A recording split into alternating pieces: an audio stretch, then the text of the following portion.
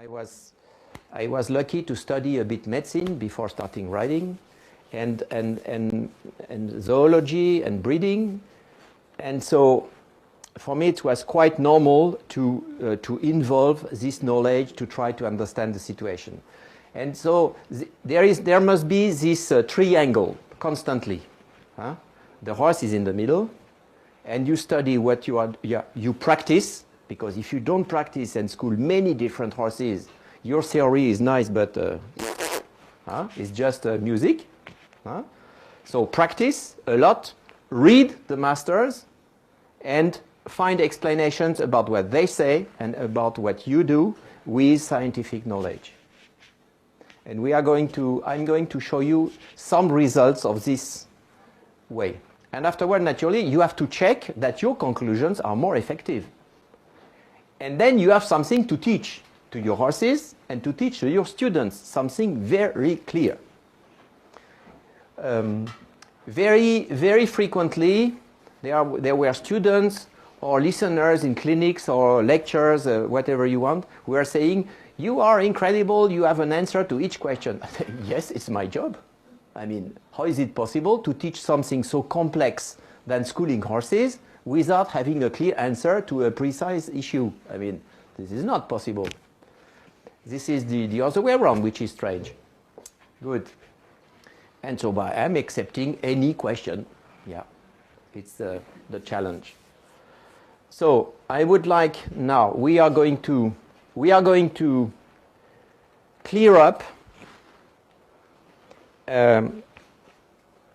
2 or 3 fundamental dogmas in dressage, and we will see how right they are or not.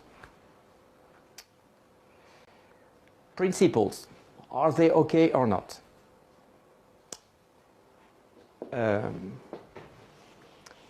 I want to start with something very important, because it's something the rider is doing from the very beginning.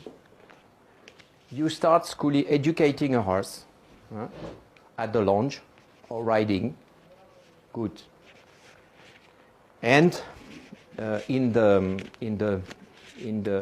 conventional principles is the idea that the horse should be ridden through pole. This idea that he has to be like that, at least. So when you see drawings in riding books, the guy is from the beginning like that. First page of the book is like that. So it means he was starting at the lounge with side reins. Sometimes he's even lower and already behind the vertical, but he starts like that. It's a principle. If the horse is not like that, he's not well doing. Good. Let's see. I don't know. Let's see. The horse will tell us.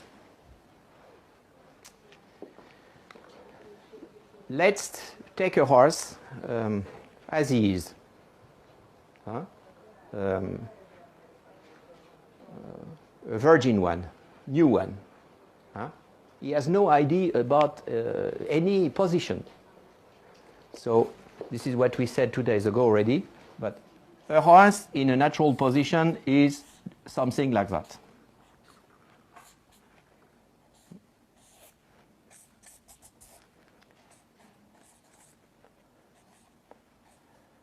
Okay, good.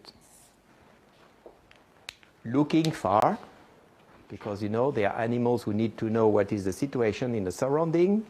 They absolutely need to hear and look, and in this position they can look far. Like that already less, and like this nothing. So this is also a fact already. Good. So the horse is like that. And let's experiment.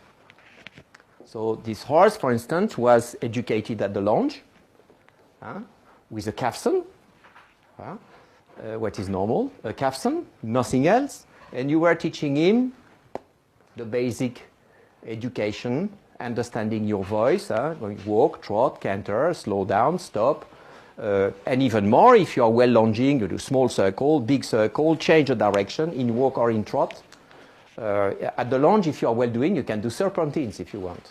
Good. So the horse is educated. He has the first gymnastic. He already has to bend. He has to look to you.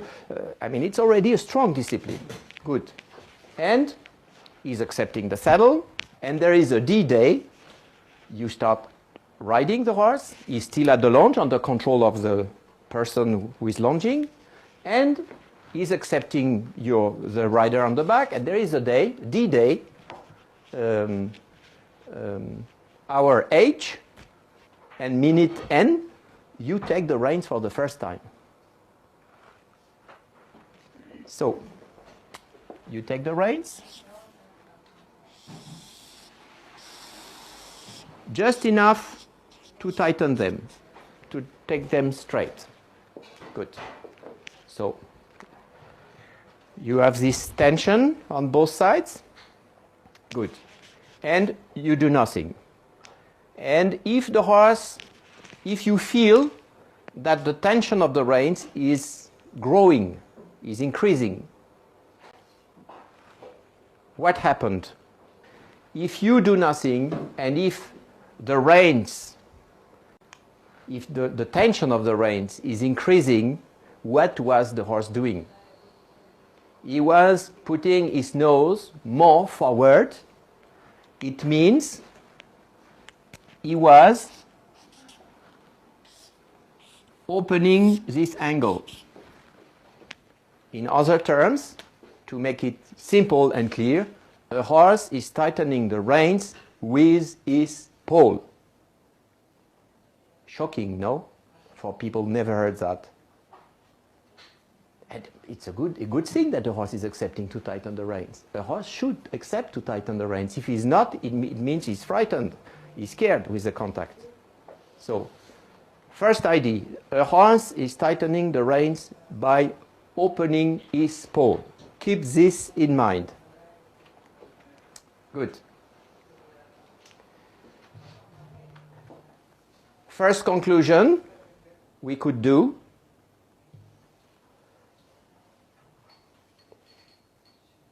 The education of the horse to the rider's hand should never start by flexing the pole. Why? I'm not even talking about the way to do it. Doesn't matter. But if the horse is first learning to do that, he is first like this and he's doing that, the reins are tight at the beginning and then they are like this. In flexing the pole, and this is a natural movement, the horse will drop his head and come behind. Why he should not start doing that? Because he falls to the shoulders more and he comes behind. In other terms, he's more to the shoulders and refusing to tighten the reins. So, but then you can tell me, yeah, okay, but I take my reins a bit shorter to have the contact again. Yes, and he will do the same again. And so, endless.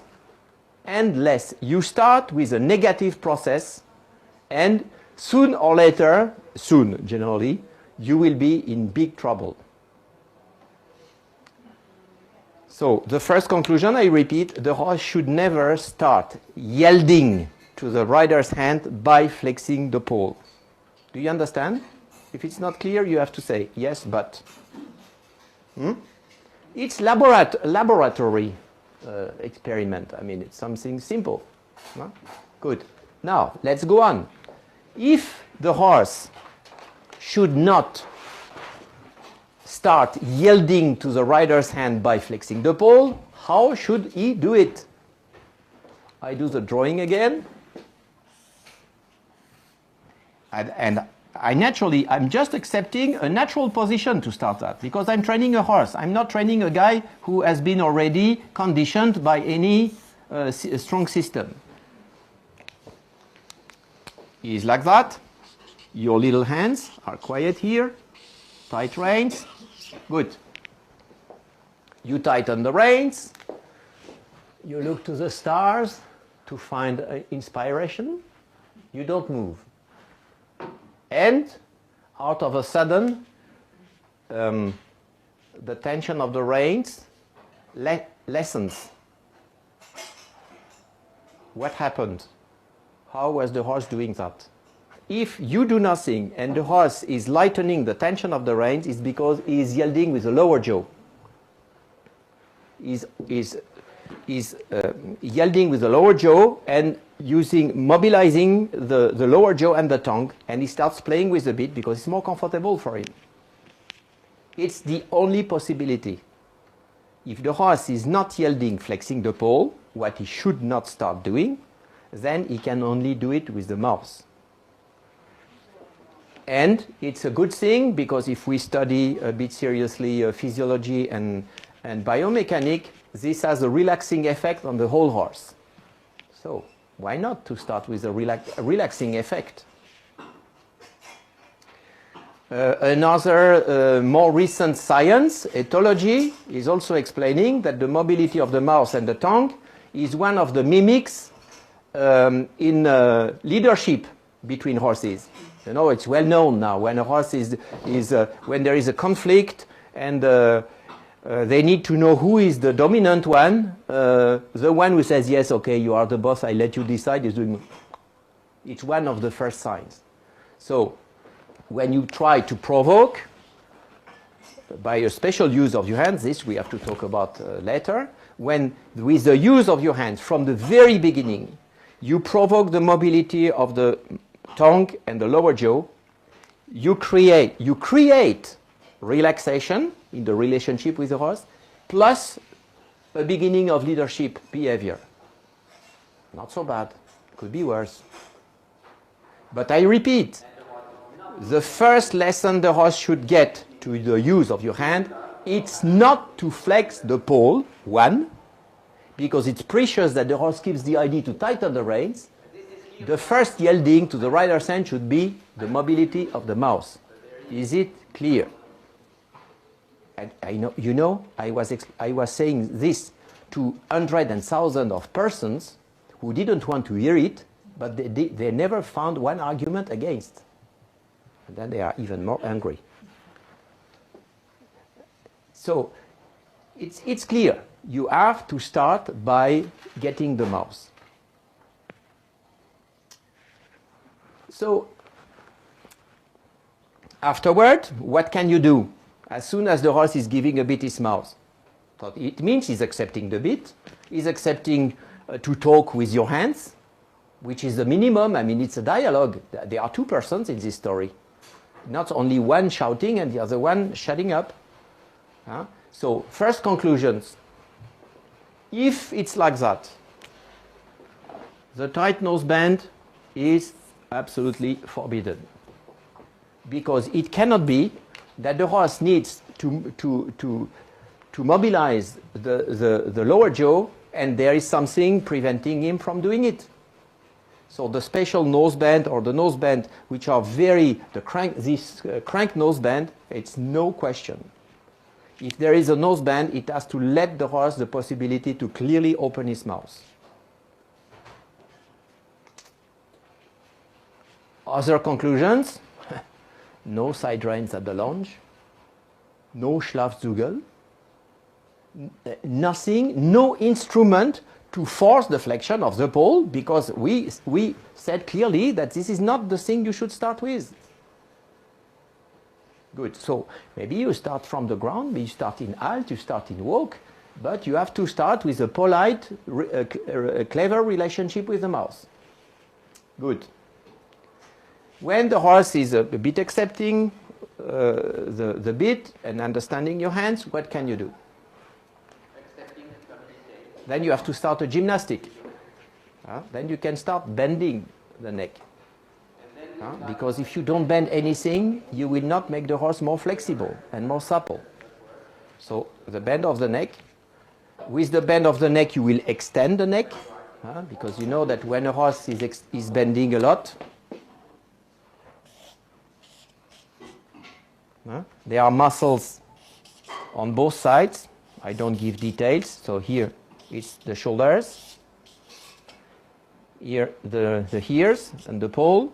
There are muscles. especially the muscles of the top of the neck. If you bend the horse a lot, he has to stretch the outside muscles a lot. He is shortening inside, but he is stretching outside a lot. And that's the reason why, in terms of biomechanics, we can say, we have to say, that there is an incompatibility between strongly bending and reversing the neck. The horse cannot do both at once. When a horse is reversing the neck, he is contracting and shortening the muscles of both sides, and he is like that. If you bend a lot, if you find a way to bend a lot, the horse will try to come to an horizontal long position because it makes the bend easier. Is it clear? Yes? But you can notice that when a horse is reversing the neck, he's doing it with a straight neck. He's nearly not bending. He cannot do both. The horse cannot bend a lot and reverse the neck. It's mechanically impossible. But we can also say that there is an incompatibility between seriously bending and overflexing, because it's the same. When a horse is overflexing, he's shortening the muscles of the lower line, both sides, bilateral shortening. And you can notice that when horses are overflexing a lot, they do it nearly straight neck. If you bend them a lot, one half of these lower line muscles are stretching until they stop overflexing. And it's a fact, when you were riding, trying to correct overflexing horses, that the more a horse is overflexing, the more it becomes difficult to bend. When the horse is doing that, you can do whatever you want. If you don't take him out of overflexion, you cannot bend him. A little bit, but not more. And there are other explanations in terms of anatomy, but we don't have time to say everything.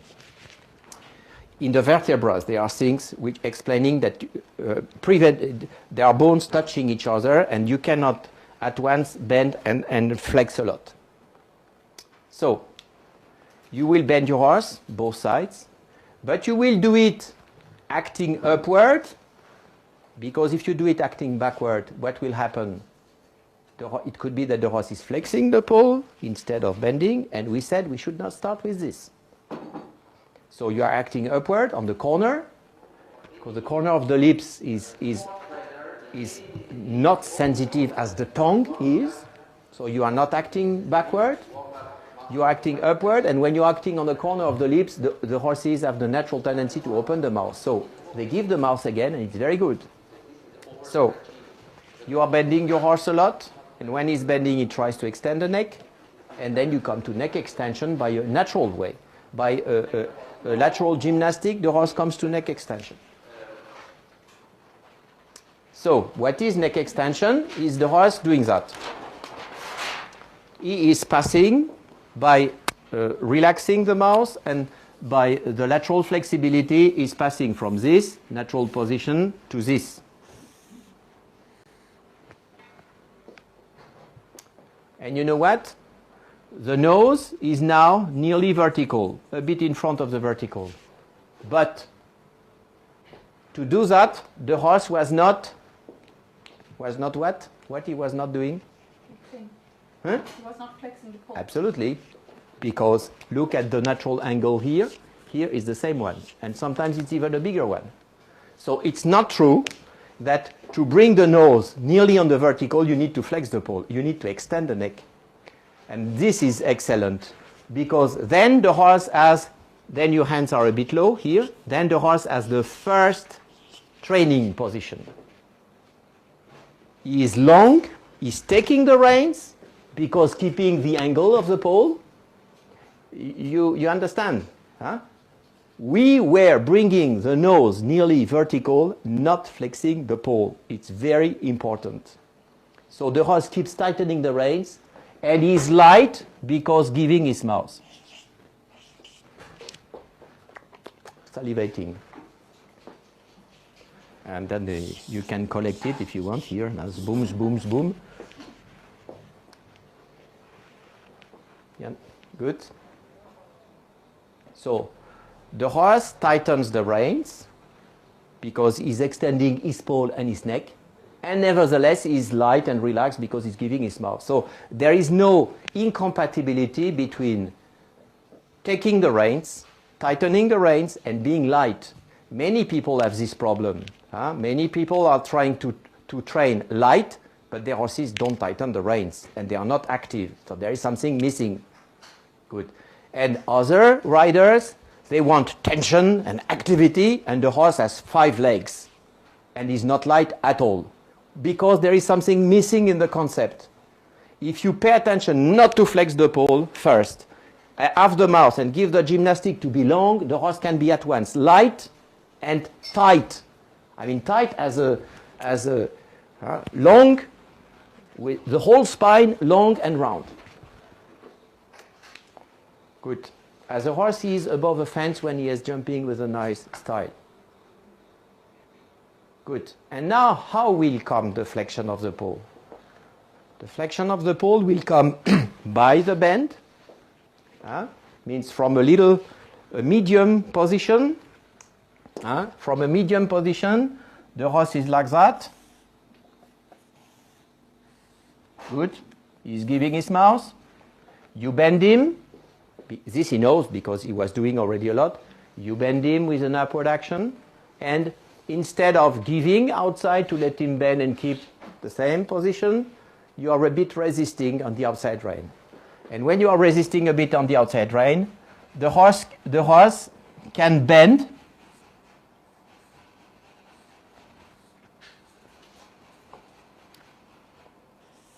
if he is flexing his paw, and so he will do that. This you saw already. The horse is bending, and if you are resisting outside, he has to flex his paw to go on bending. Good. So, at the end of the day, I don't say everything naturally because it's you can write a book only on this subject. But at the end, by studying how the horse can ease and how he can do, there is a very precise rule which doesn't suffer any exception. We can write down right on the blackboard, white, which is white.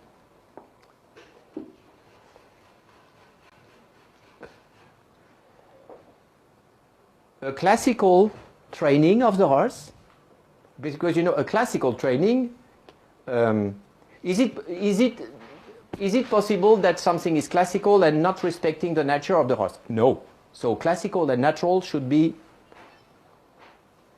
synonym. Good.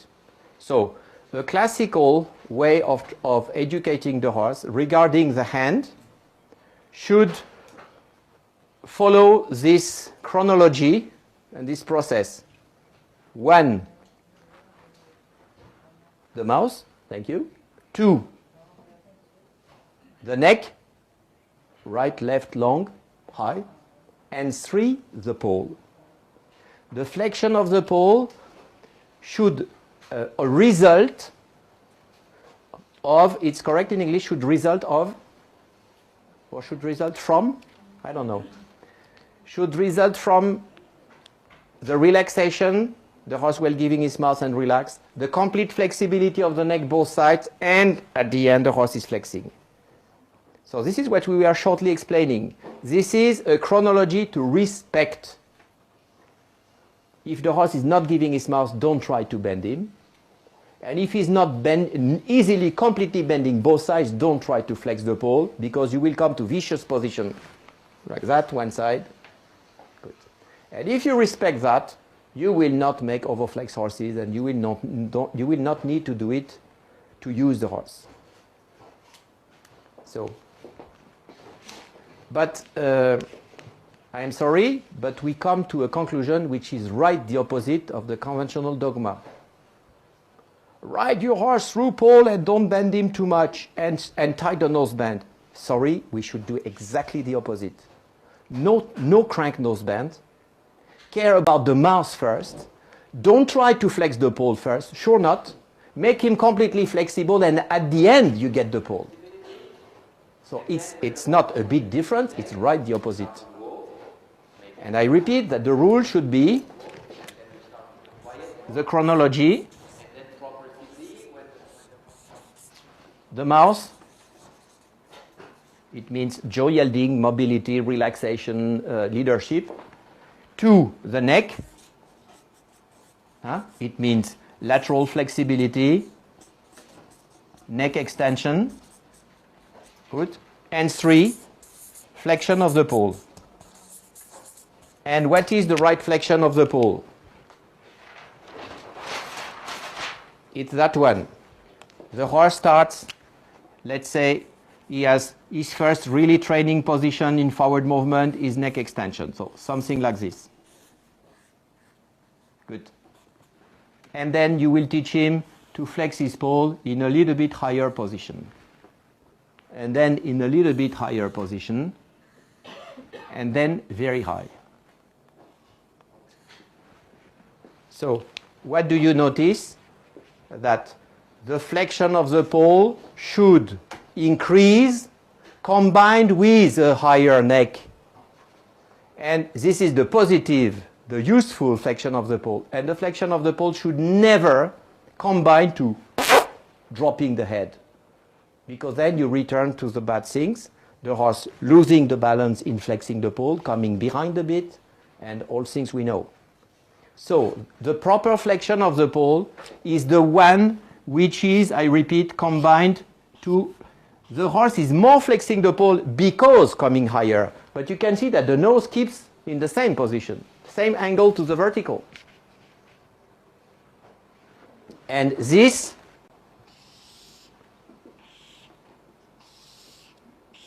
never. It's not yes, but. There is no yes, but. Never. In all what we explain, there is not one argument, a serious one. There is not one argument to do it. Not one. And that's the reason why it's not one of my obsessions. The horses should not be trained overflexed. Doesn't matter the century we are, because it's always horses. This is the offer of other principles regarding the use of the hands. And so naturally with that, low hands and resisting, it's also over. Because you provoke the flexion of the pole by treating the mouse. So bing, bing, bing, bing, bing, something else.